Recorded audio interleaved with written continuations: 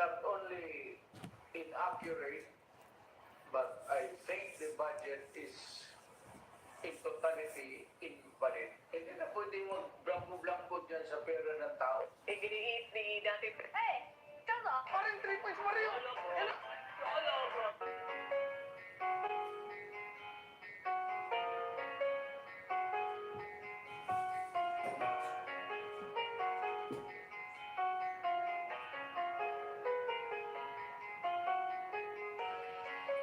Rita Ontivero!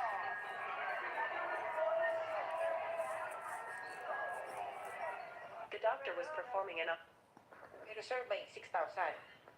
6,000 yung recorded in connection with the performance of the duties of the police. Kaya nga sinasabi namin, ever since, itimanda nyo. Hindi pa pwede yung puro laban sa mga Duterte. Eh hanggang ngayon, wala kayong demanda. Sige sir, see you in the ICC. No? Na kung hindi pa ngayon kailan. No, but I'm Sorry, referring to I'm referring doon sa mga contentong messages.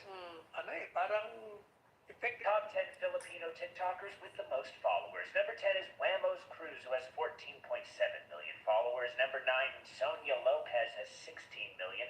Number 8, Zinab Harake has 16.7 million. Number 7, Vladimir Grand has 18 million. How grand? Number 6, we got Mona, who has 19.3 million. Now, Mona used to be number 5, but she just was beat out by Bettman Rock, who has 19.5 million followers. Number 4, we got Andrea Brillantes, who has 20.9 million TikTok followers, making them Brillante. TikTok's number 3, Yan Yan de Jesus, has 21.9 million. And number 2, Nina Guerrero, has 44.2 million. If you like this list and want more about other nonsense, follow me. Leave me a comment with your favorite Filipino TikToker. Hey, if this gets banned here in America, I'm going to the Philippines because y'all are the best followers ever. Also follow my wife, Samantha, who I tagged. Number 1, 94.2 million followers to Bella Porch. Top 10 Filipino... Kex, totoo ba yung mga Ilonggo kapag nagtatagalog may tono? Ha?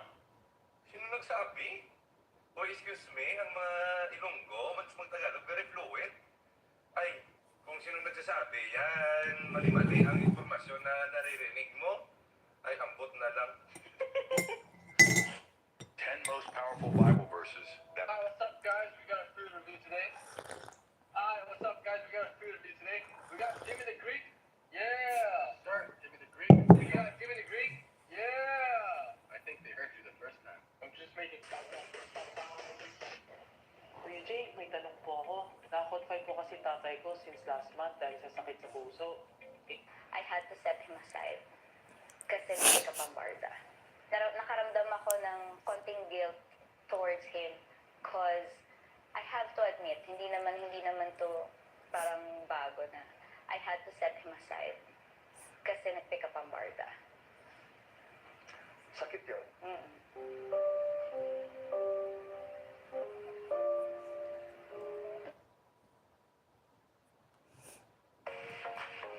May balita ngayon kasi dahil hindi nila makuha sa impeachment si VP Sara, dadaanin sa demanda at nagsalita na nga patungkol si Boying tungkol dito. Hindi, kasi wala, hindi. To test his grandson's wife's character. Sino sa inyo dyan marunong magpatay-patayan? Bang, Kap. Sinabi ko bang ha? Na dapat marunong magpatay-patayan? Okay. Barilin kita. Ito po bang mga daliri nyo? So today we are going to be telling you guys who the